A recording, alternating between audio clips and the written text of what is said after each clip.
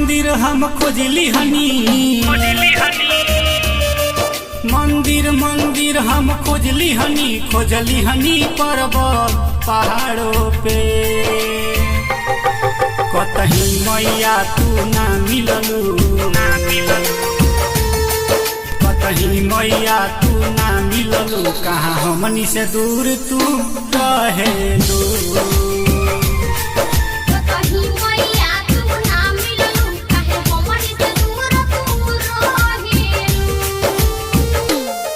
मंदिर मंदिर हम खोजली हनी,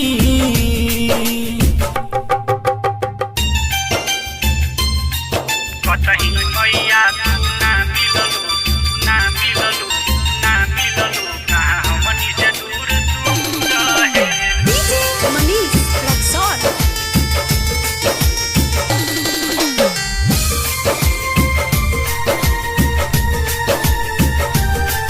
लोगवा से हम पूछली हनी हो,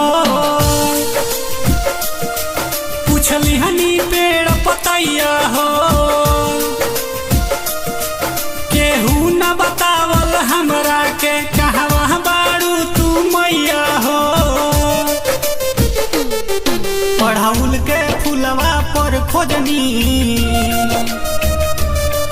पढ़ाउल के फुलवा पर खोजनी, निमियो झूलवा ना झूलेलू। कतही मैया तू ना मिललू,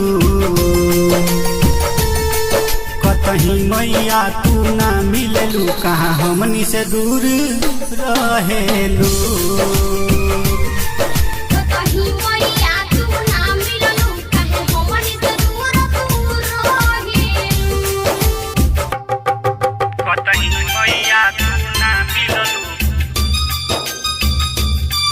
कहाँ हमनी से दूर तू रहेलू।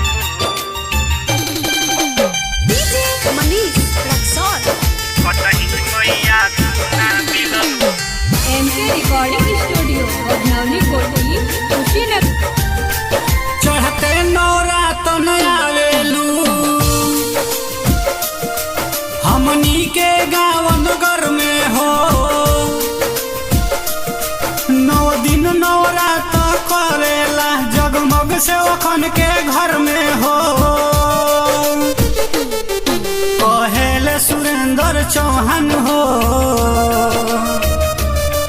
कहेले सुरेंद्र चौहान 10वें दिन विदाई ले लेलू। कतही मैया तू ना मिललू,